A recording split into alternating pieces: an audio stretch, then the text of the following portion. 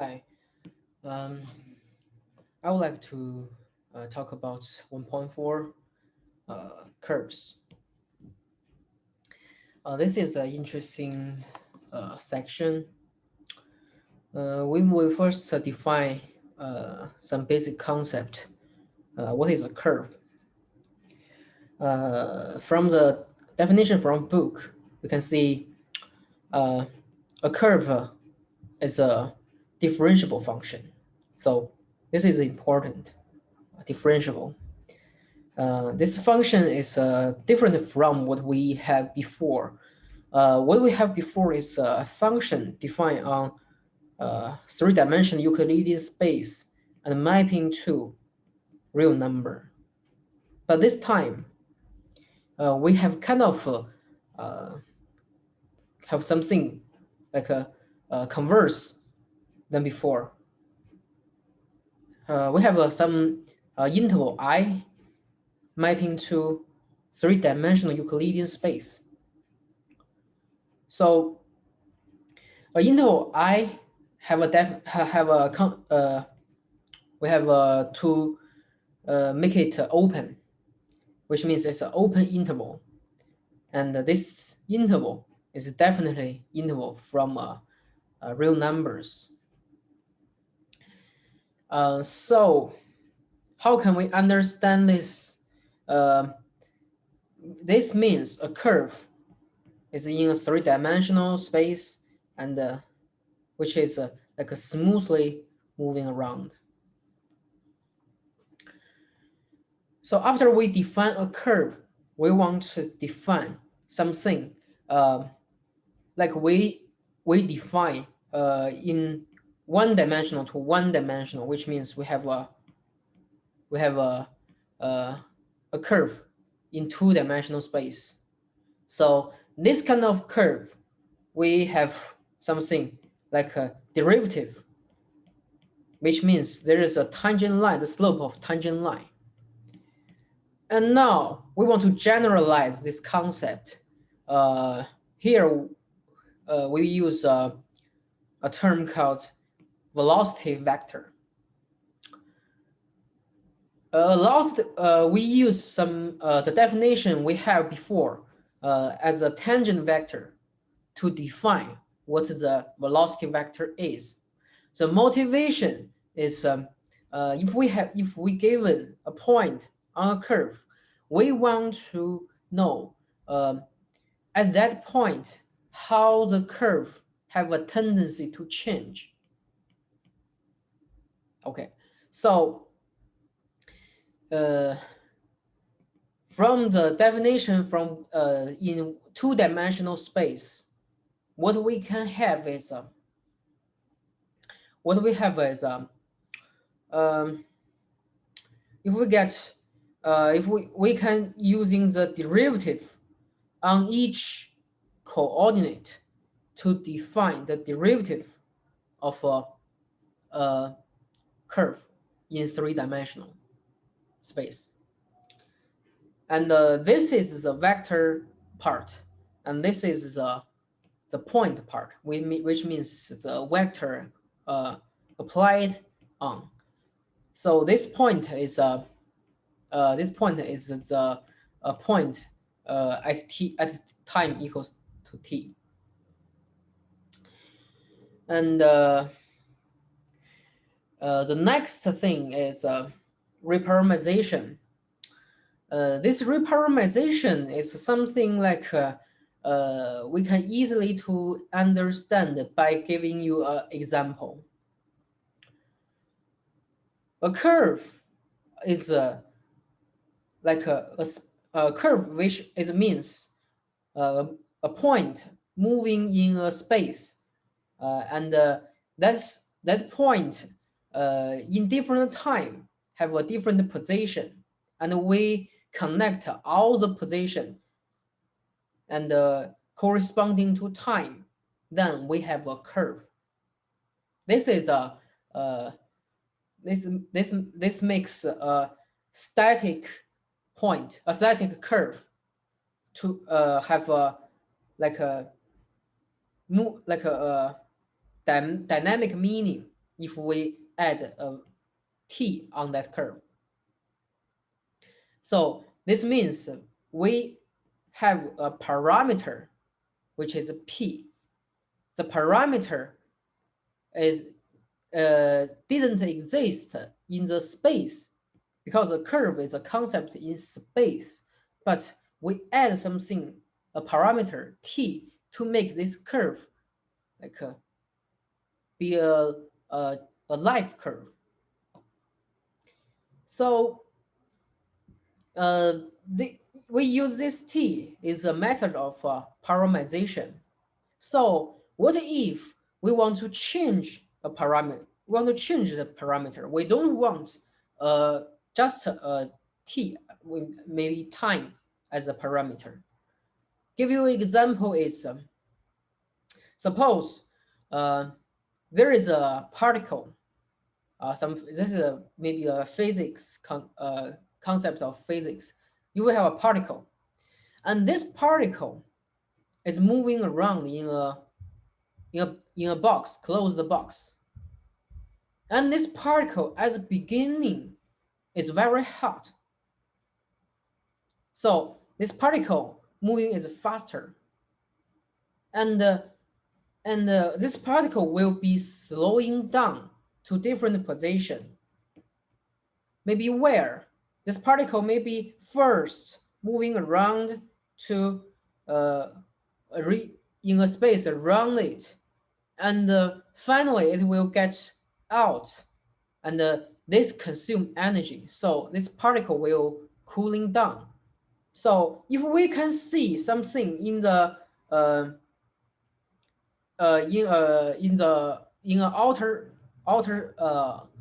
outer space, this means the particle is have already cooling down. So we have different three. We can say that we have three kind of parameter here. The first we can see is time t. We call it time, and the second is temperature, and the third is position. So we can have the position as a function of time.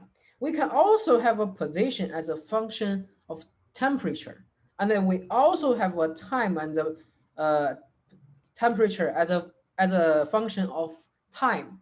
So this is just reparameterization is just we change from using time to model position, and we can also using temperature to model the position.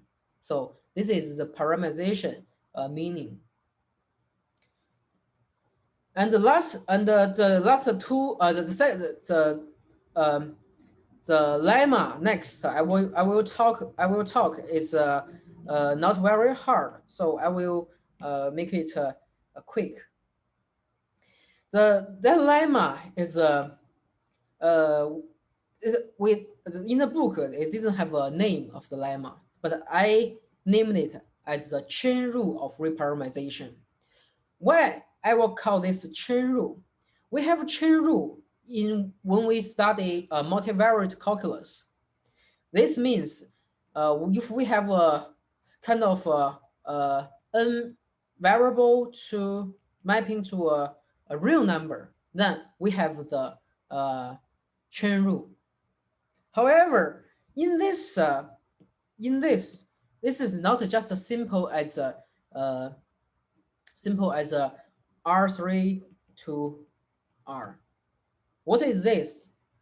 It's still R to R3, but we can use something like chain rule.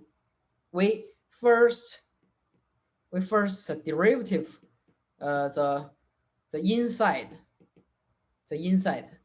and then times the derivative as the space.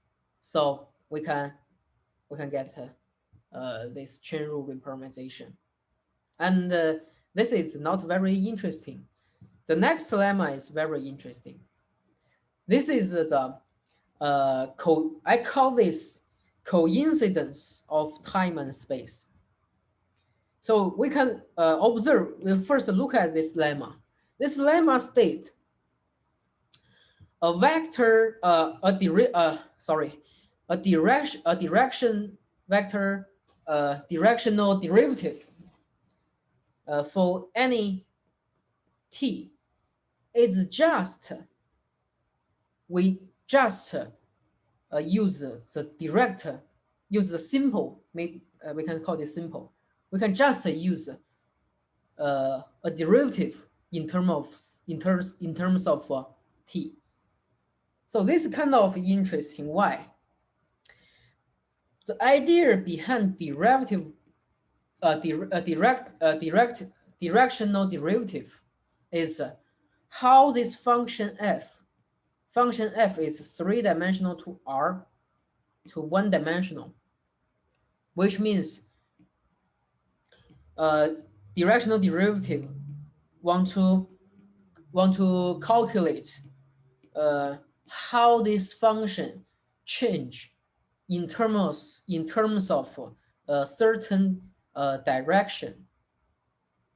This means this function, this rate of change is in terms of space concept, because we have a direction. So this function is kind of say how this function will change up and down in terms of on that direction. And the right hand side is different because this is a derivative on t, which means we want to know what is the function, how the function will change upside and down in terms of time. So this is actually different concept, because and the change in times t, it doesn't mean change how much on a certain direction. So we want to know which direction is just the function change in terms of t. So this direction we know is the direction of tangent vector, which not tangent vector. Here we want to say it's a velocity vector. So this means if we have a curve, and this curve definitely change in terms of time, because you can think this is a term kind of moving around. It's a point moving around, and the path becomes a curve. So this is definitely this curve change in terms of time. And we can also see this curve will change in terms of where it is. So if we want to know in where it is, and we need to define a function, a direction, and that direction is just the magnitude changed in that direction is exactly the magnitude it changed in terms of time, and that direction is a tangent, it's a velocity vector direction. So how to understand it? Because we convert the time driving the space, move a particle along a curve. So it's moving a article in the space, and then in different space, in different position, this point have different temperature. So I want to say this f function is a temperature function in terms of, we can say it's in terms of t, I mean time, or position p. So we can see if the time driving the space change first, then space driving the temperature change. then the temperature change in what kind of space, how the temperature change in terms of space, this temperature will change in terms of the the uh, the the changing of the space. The changing of the space is defined by the velocity vector, and the space in terms of time is defined uh, is defined on this. Sorry, I can time driving position driving temperature, temperature the what driving temperature is the f function, what driving the position is alpha, and this is the velocity vector. This is just as a derivative of f derivative. So that's why we have this equation, and the folding is just a proof. It's easy to see just using the chain rule. So I will omit it here, and this is my presentation. Thank you.